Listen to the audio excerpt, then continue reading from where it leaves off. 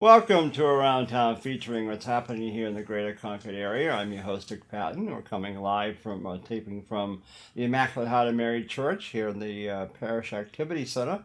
And I'm pleased to have as my guest today Chuck and Diane Souther from Apple Hill Farm over there on Mountain Road in East Concord, not too far from the Canterbury line. So welcome in on St. Patrick's Day. And well, thanks for having us. Well, it's a pleasure to have you back again. And now, your family did own Souther's Market, right? That's correct, yeah. I go by that every so often. I keep thinking that was Souther's Market down Yes, there by the high school in there, right? Yep. My grandfather and my father ran that for a lot of years. Yeah. Now, how many years have you had Apple Hill Farm? We actually planted the first trees in 1980. Really? So we purchased the land in 78. Took us a couple of years to get planting, and then we've been open for retail business. Oh, goodness. 94, I believe we opened the farm stand. Yeah. Really? Interesting.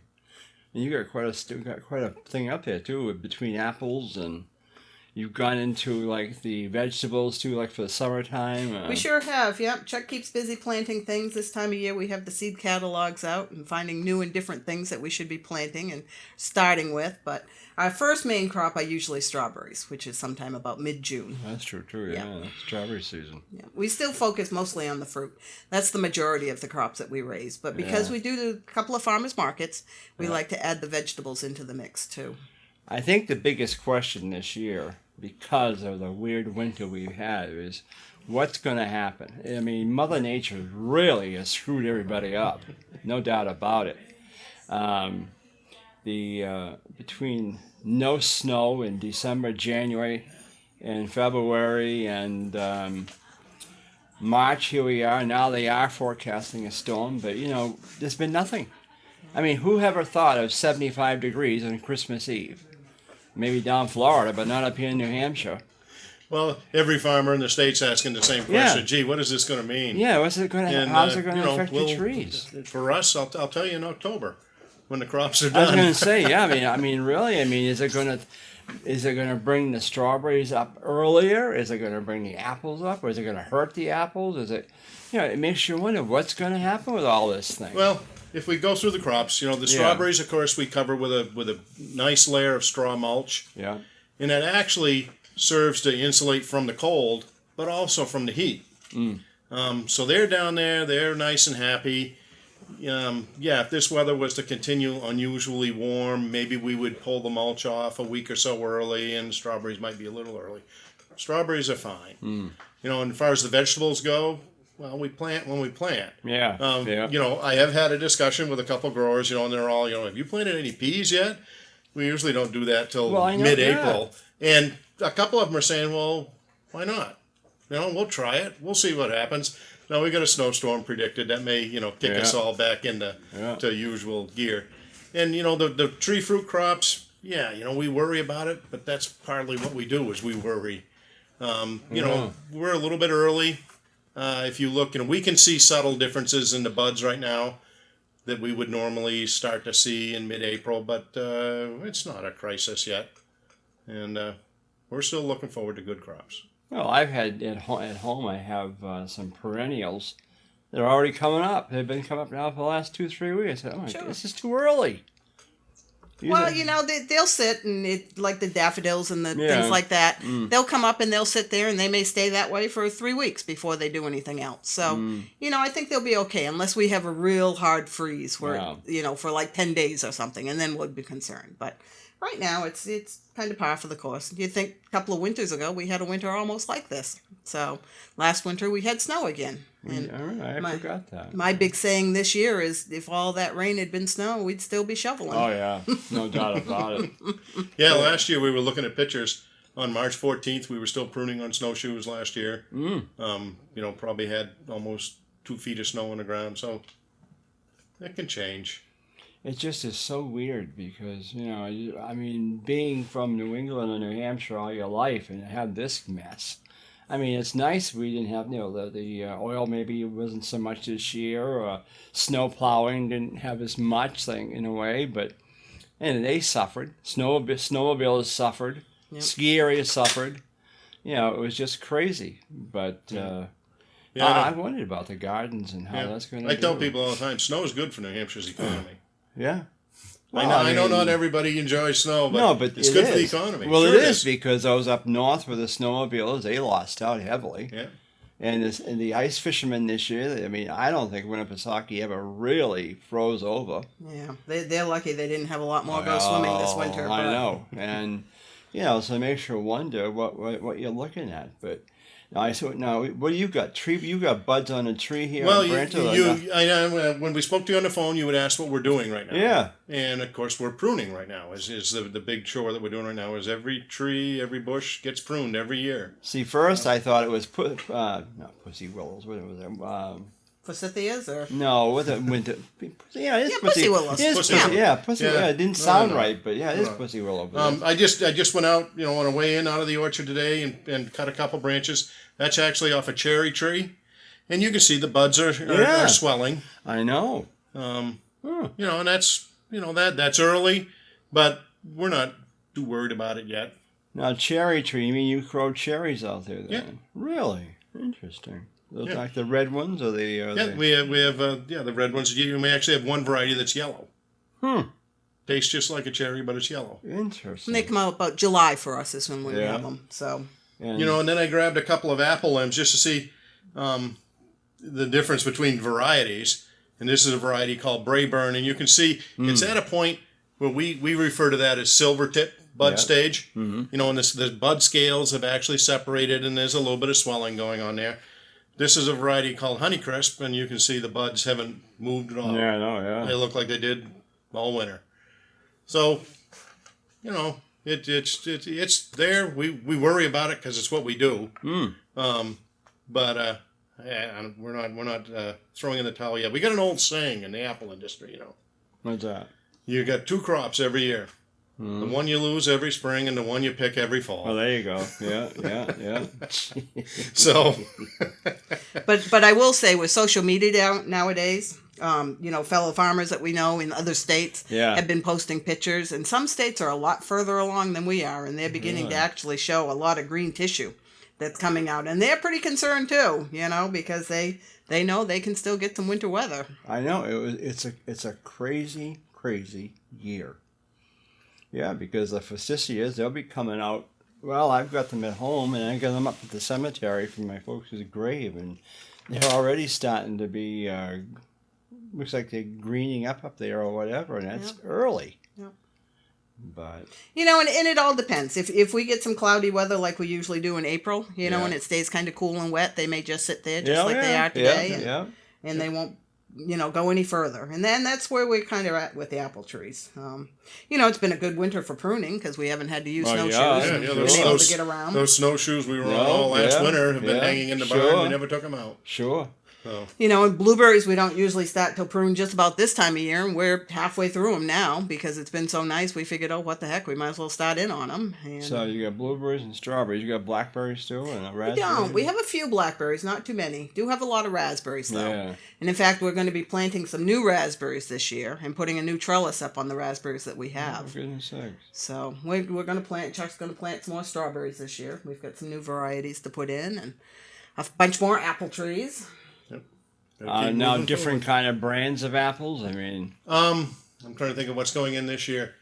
They're not necessarily new, but they'll be new to us. You're not bringing back any of the old ones that we used to have. We've done that, and we've got a whole block of trees. There's about 3-4 acres of trees there. We call them uncommon varieties, but they're old varieties that people would remember. Yeah, I mean like Baldwin, Northern Spies. Gravestine. We got some Gravestines planted. There's various ones that are russeted. The skin on the apple is kind of brown and rough. We got various ones of those. Golden Russet, Hudson, Golden Gem. We've got some little ones, lady apples. Oh, for goodness sake. Wixons, which is a little tiny dainty apple. Yeah. My grandmother would always use Gravestine. That's all she would ever cook with. That was her apple word, Gravestine. Well, that was the only thing to make an apple pie with back in its day. But we always had Macintosh and Delicious. I could never stand. Oh, I never liked Red Delicious at all. Well, it just didn't have very few Red Delicious. It didn't have a flavor. It didn't. I don't know. A Macintosh or a Cortland was a good eating apple, but Yeah. And then, I don't know, then of course we had, there was like this Granny Smith thing. I didn't realize that they grew them around here, but they do, I guess. Well, they're kind of hard, yeah. When Granny Smith's a really long growing season. They would be ripe to pick about the 1st of November. Yeah. Well, with this climate change thing, maybe it is possible. I mean, we're looking at planting seedless grapes. Yeah, that'd be good. Yeah, why not? We've got some varieties that we think we can grow. Wow. And, we grow peaches, of course, and, yeah. A lot of didn't grow too many peaches in central New Hampshire. No. So no bananas yet, but, No bananas? Not yet. Oh, there you go. No monkeys. There you go. Jeez. But, it has been one of the great things about going into the retail thing, is that we've expanded all different varieties of the fruit, and it's to serve the customers. They want something different. And we can do that. Sure. Now, besides Apple Hill Farm, and you're going to be opening up the season up there, you think, was it in June? Probably about mid-June. Mid-June, you'll open for the season up there? The farm stand we sometimes open in July once the blueberries really start going in a good stage. But, mid-June to early July. I don't see it possible. You're thinking in those times. But now then also you've got your hands involved with the Concord Farmers Market too, right? Yep. Are you in charge of that? Or good Lord, no. Concord Farmers Market is kind of a unique market to the state because it's run by all the vendors. Oh, okay. So it's all volunteers that serve on the board. They're fellow vendors. They get elected every year, so if we don't do a good job, somebody else can get in there and elect us out. And so for that reason, it's kind of a nice market. It's a busy market. We have about 40 vendors. Wow. And it's a fairly strong market. We have a very good following in Concord. We're very thankful that the Concord City Fathers like us there. We got bumped last year because we had construction going on in the State House dome work. Yeah. So we had to move up the street, so that caused a little bit of confusion, and just the whole confusion with the main street, where you could go and where you couldn't go. Yeah. But this season, we're going to be back down in the original spot on Capitol Street, right next to the State House. And it works great because people can bike in. A lot of people walk down. They'll purchase their bags and set them behind the truck and then come back later after they've done their other errands downtown. So it's a very strong market, and we have a very good following. This year we actually had 2 or 3 vendors that dropped out. Oh, really? So we're going to have some new vendors this year, so that will be exciting for the market. But it proves to be pretty good, and we're going to be starting early this year. We'll see what happens. You mentioned that off camera. They're going to be starting early. Yeah, it's going to start on May 7th, the very first Saturday in May, and we go until the very last Saturday in October, which is October 29th. Wow. So it's a long season, but with Cole's winter market, as soon as they shut down, the summer market will start this year. So there'll be no lapse in between, no vacation for the vendors that do both. All right, so on Farmers Market, you can get out and buy fruits, obviously, vegetables, pastries and all that stuff. We have a few pastries. Yeah, we try not to compete with downtown too much. I know. And we have some bread people that make artisans breads. They're a little bit of a different bread than what you'd find in other stores and other bakery shops. We do have one person that brings wine. And maybe this year, if the legislature let us, we may even have some samples of wine down there. We'll see. There's a bill in there this year that they can sample at the farmers markets. I haven't seen it yet. Yeah, so we'll see.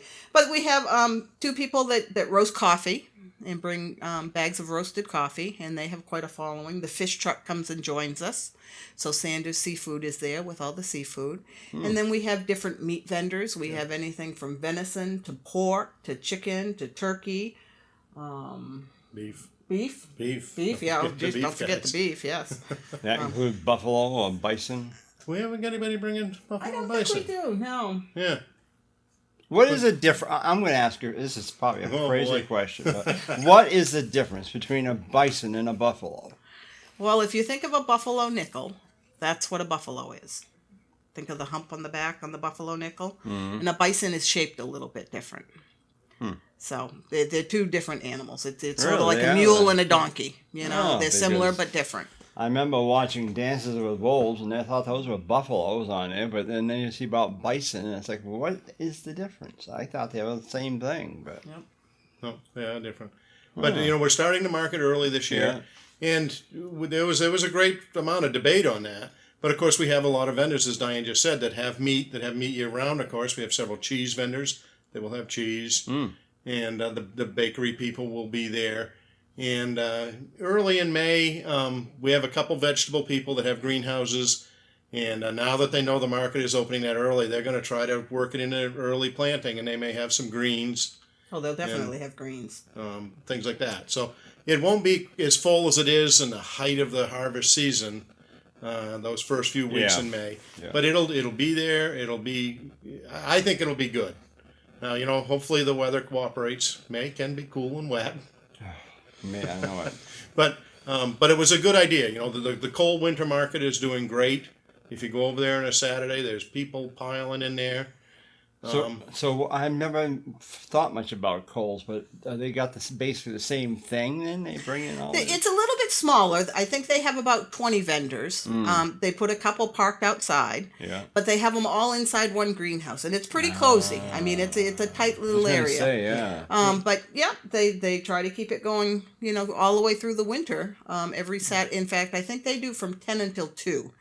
Thinking that in the wintertime traveling can be a little bit more dicey, so they don't start until 10 o'clock. With the downtown Concord market, we start at 8:30, and we just go to noon. But I was thinking, we have a Grange, I think, that does a winter farmers market up in Danbury. Mm-hmm. Yeah, you do. Yeah, Blazing Star Grange up there. Yeah, the winter market, the big thing is you need to have a facility. Yeah. Big open space, and greenhouses fit that. They quite often have empty space in the winter. That's what Kohl's had. Yeah. And so it was kind of a nice little match. But it works, and of course in April he's starting to fill that greenhouse up, and so the Concord Farmers Market Association will start in May. Oh. But yeah, anybody who's never been to the Concord Summer Market, it is like a social event in Concord now. Well, Saturday morning. The only thing I have to say, and I think it's been corrected, because I had quite a little chat with code enforcement one time, is people bringing in their dogs. And I was down there one day, and it just about made me, I won't dare say it, but it was gross, because somebody had their baskets of apples or potatoes or whatever on the ground. And you got these dogs that were sniffing, and one decided to have a little accident, and it's like, oh, come on, people, really. How sanitary is that? Well, there's been a lot of debate about the dogs at the market, and overall, we think it's been a positive thing. But yeah, we had to have some adjustment, and we had to work with code enforcement. Yeah, everything's got to be up off the ground. Oh, yeah. And the dogs have to be on a leash. What do we got? 6 foot, I think. Yeah. And they have to be well behaved. And if they're not well behaved, there's vendors in the market that look out for that, and they won't take your dog and leave. Then one day there were 2 big ones. I don't think they were pit bulls, but they were Dobermans or Rottweilers or something, and they got fighting down there. And the dogs really got riling each other, and it's like, oh brother. So, I mean, that's what takes the fun out of it. It's like, hey, wait a minute, you want to come down and look around?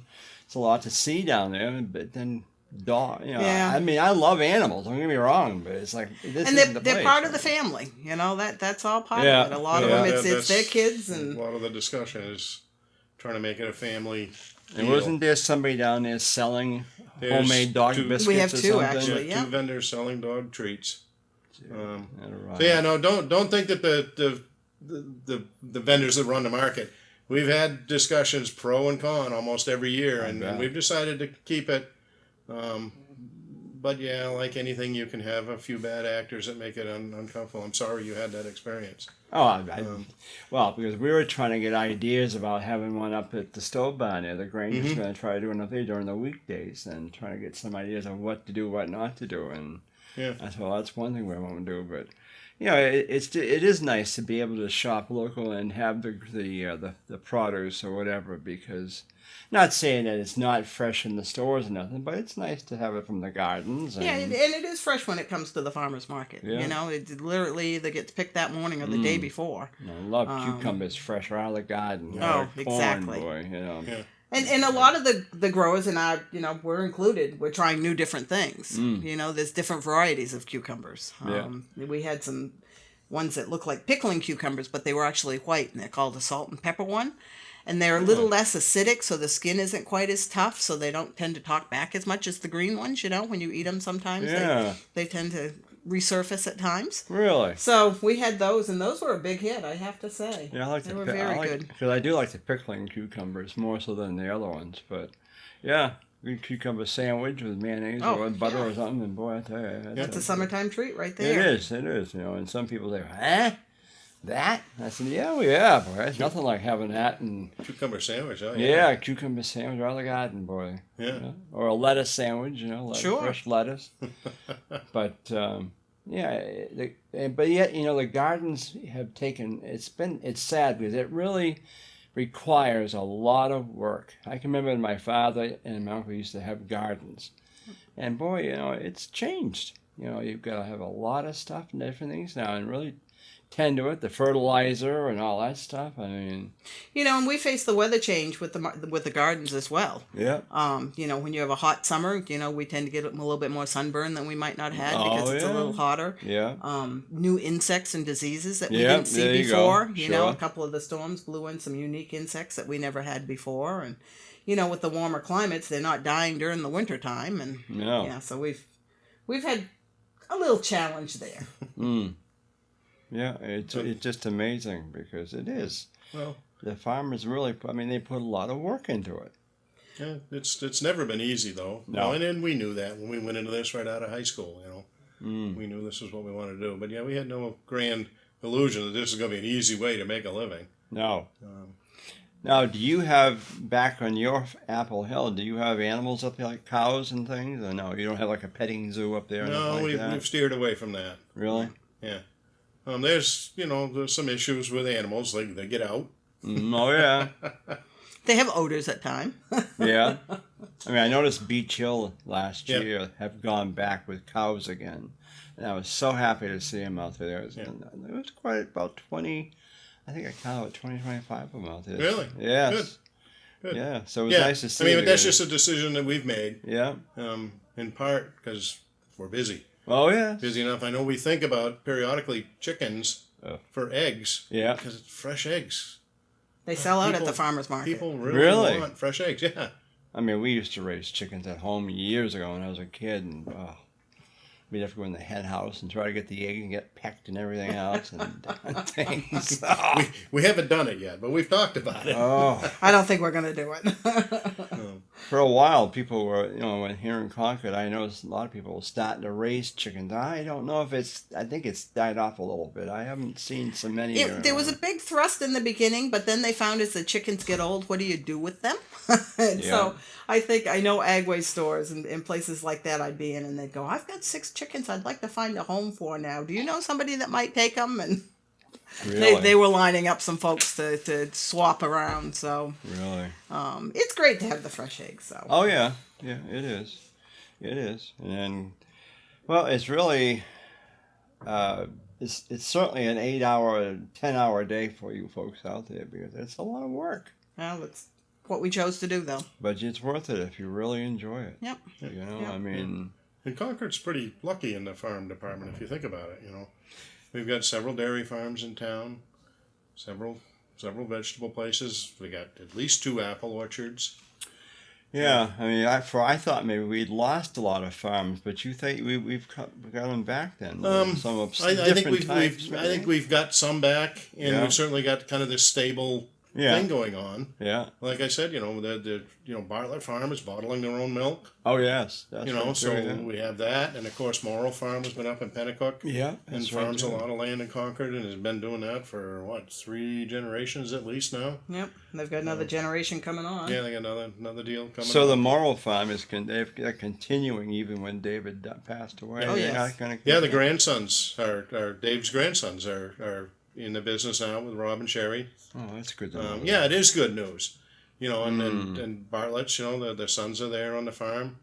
But if you go Diamond Hill Farm, Carter Hill, us. That's right. I forget about Diamond Hill up there. Yeah, it's still Concord. Yeah, that is. Yeah. That's right, too. They've done really well up there. Yeah, Lewis Farm is still continuing Lewis Farm, greenhouses. And Beach Hill Farm's just over the border. But, people, it's a great place to be, Concord. people have got a lot of choices. And I guess Rossview is back somewhat. Yeah. What I understand. I don't know. But Yeah, hopefully they've worked out their problems and, Yeah.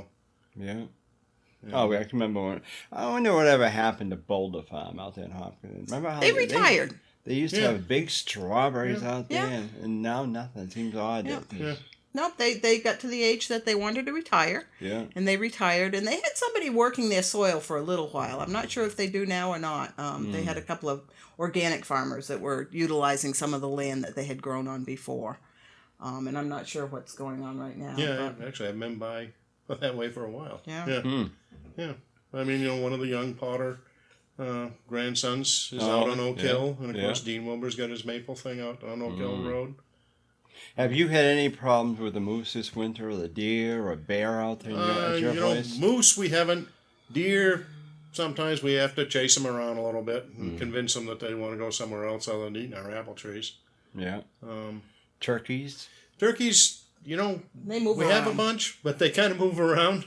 We've seen a lot of them Yeah. in the heights over in that area. Yeah. I think it seems like we've seen a lot too right now, but if you watch them, the males are kind of doing their strutting thing, and there'll be this kind of whole scenario go out where all of a sudden the male will have 5 or 6 of the hens, and he'll take off, and another one will take 5 or 6, and they scatter and do their thing. But yeah, right now they're kind of bunched up.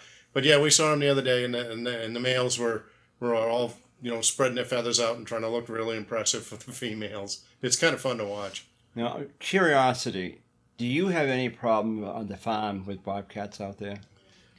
Have you seen any in your area? The two of us haven't. Our neighbors have seen a couple, and 2 of our girls, one summer, they were weeding, and a bobcat came down and took a turkey. And they watched it, and they came up pretty excited, let me tell you. But they're around. I haven't seen them, though. I'd love to see them, just to see them, but I've seen game camera pictures of neighbors that have had them in the backyard and whatnot. With this hunting season coming up, boy, the bill that went through the legislature. Yeah, that was controversial. Yeah. But we have a little different attitude on a lot of this. We don't necessarily mind the coyotes and the bobcats. Coyotes too out there? Yeah. Oh yeah. Wow. They woodchucks, mice. Well, yeah, all that stuff. So, it's all part of the whole scheme of Mother Nature. They've all got to eat. I guess you've got them out there. Yeah. Yeah. So but moose, we've seen a moose.